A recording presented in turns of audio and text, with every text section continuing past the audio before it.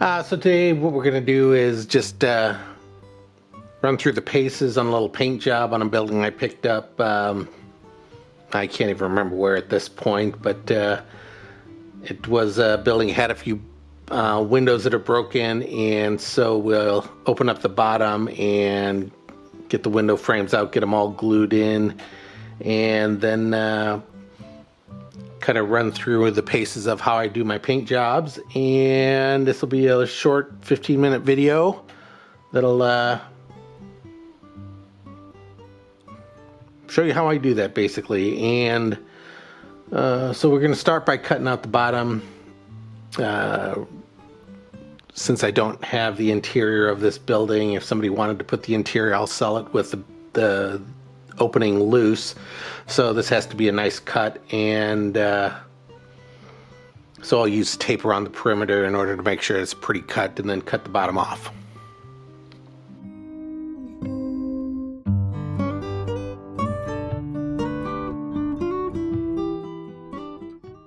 Okay, so I got everything glued in on the bottom, neatly tucked in. Change the color from beige, you can still see a little bit of beige in there if you look close, to gray. The side is not going to be touched except for this.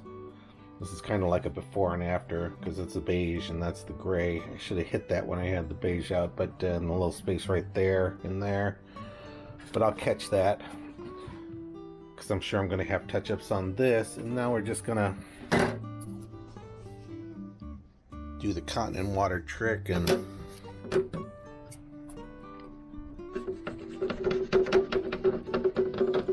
start wiping.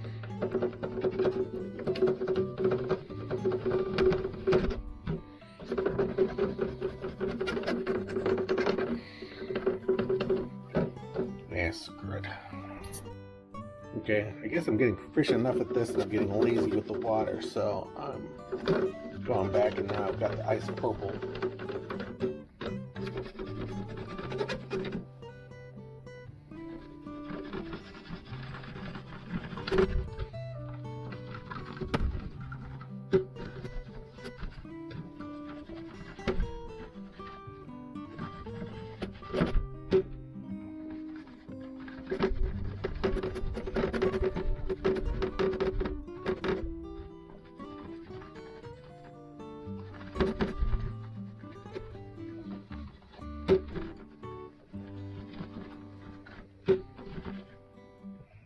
Now the spot to glue. Alright, rest of this gets done off camera. Painting, step 1. Complete the grout work and do your weathering on the windows. This is before. Step number 2. Vertical surfaces. Don't worry about these frontal surfaces, we'll get those in a minute. We're just doing the vertical surface, the tops of everything. Step 3. Do the front surfaces.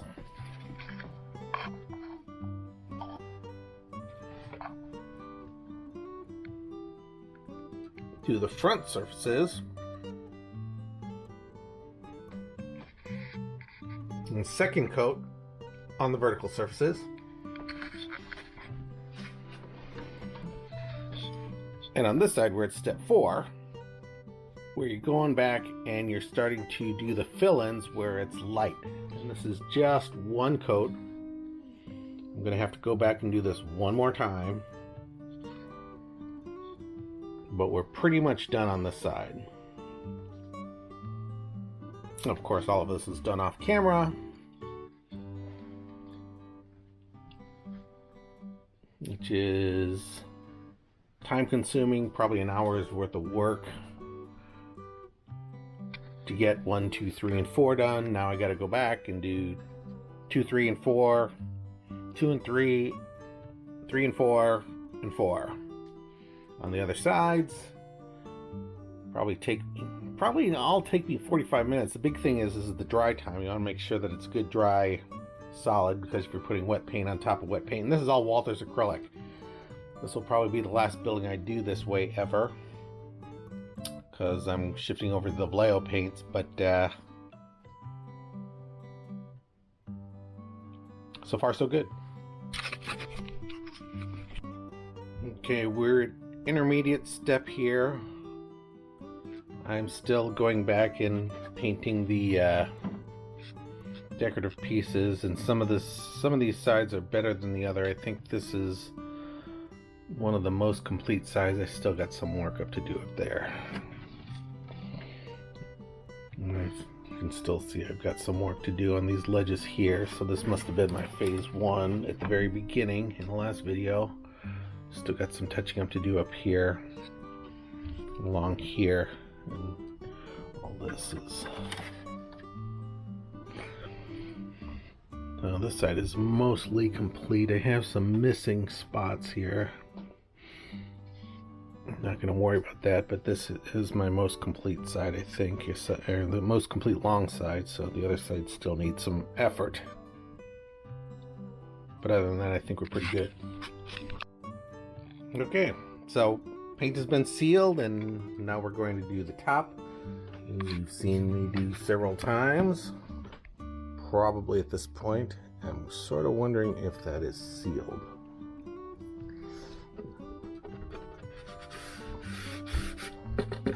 No, so it's not sealed, so I'm gonna have to seal that first, and then we'll go from there.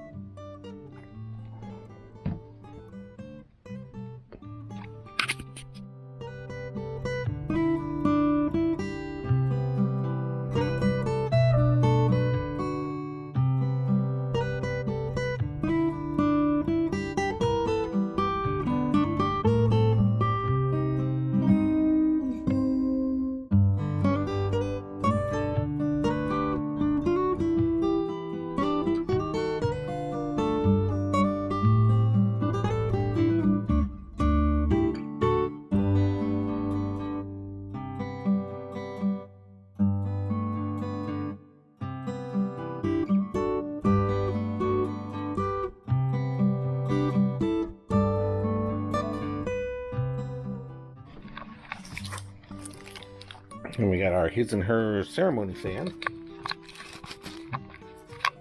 It's just floral sand. You can get this at Michael's as well.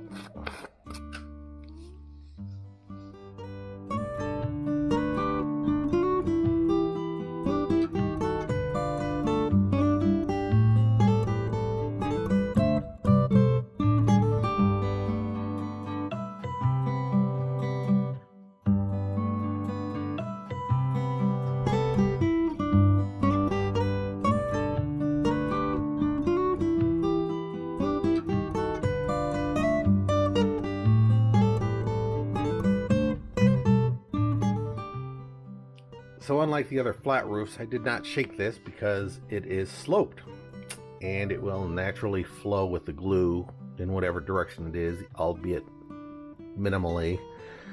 So no shake. Take a clean brush and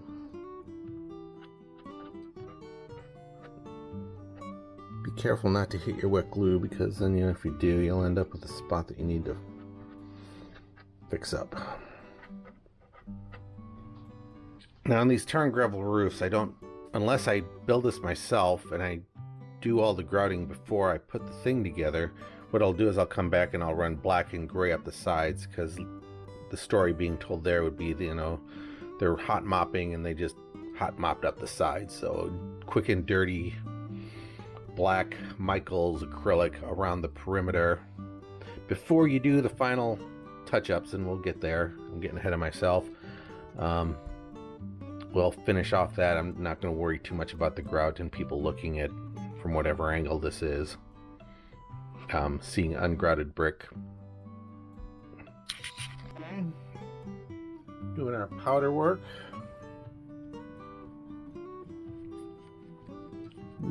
Starting out just to tone these bright new spots down mostly, and this is with the brown burnt sienna. And right or wrong, I'm installing this with isopropyl. The building has been clear coated, so I'm not worried about undoing what I've already done. But I've never done this. No, I'm not I could be completely fucking this all up for all I know. For all I know, I could be completely screwing this up. But I have water here to help if I think that this is getting out of control, which it really does appear that I'm doing.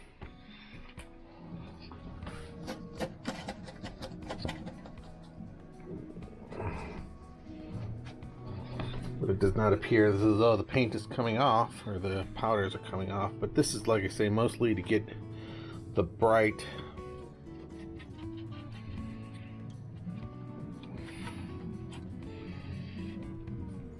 off of the everything.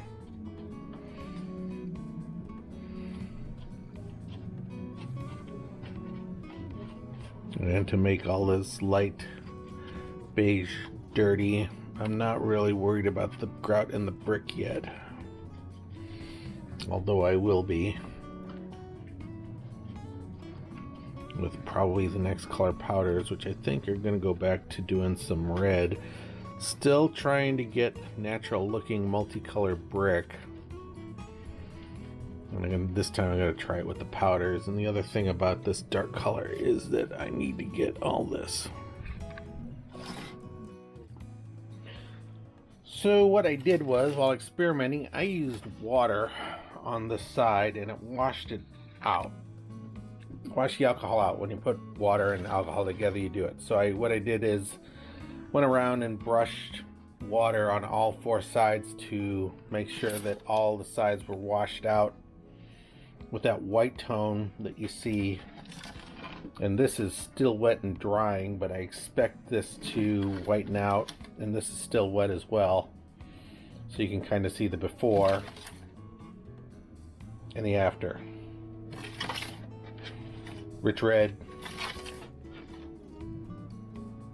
powdered white red. So next thing is to go back and hit this with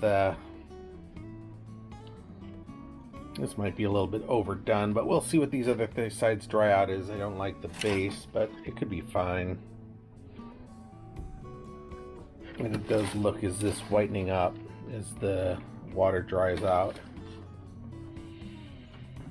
So we'll see where we're at after this balances out, and then we'll take it to the next step. Okay, so this side did not completely match these other sides, and as you see, I went to the lighter pastels, and now I'm trying to blend it back down to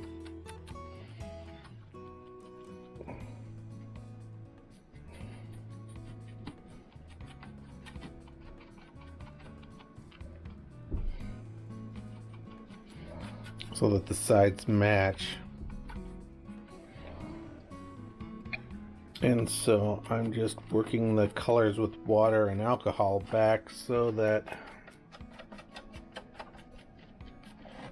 the sides are close enough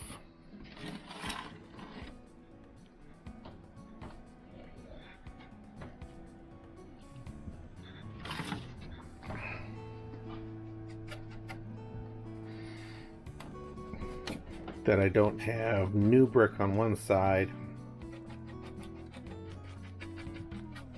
and older brick on the other. What I think happened is that I was using, I'm using a mix of 91 and 70, or 90 and 71 on different sides. The first side I got concerned that I was taking too much of the grout off, because it appears my clear coating isn't consistent through the whole four sides. So moving forward, I'm going to have to do multiple coats of clear to make sure that everything is nice and tightly sealed.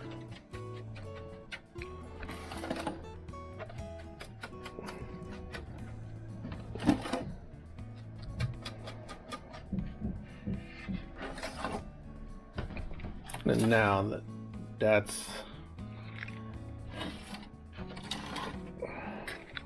Now they're close enough so that it doesn't look terrible.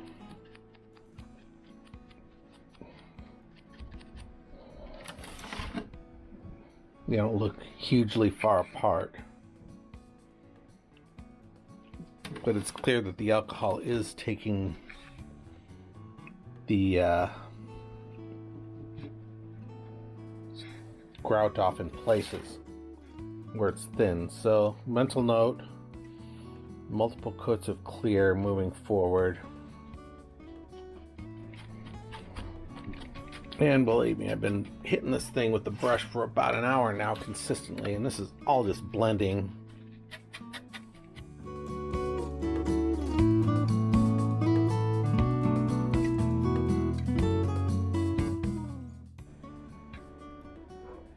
Boy, this is a hot mess. Yeah, I did say that I wanted the bricks a different color. Now what's happening here is that this top is looking too brand new. And I'll show you how I deal with that later, so.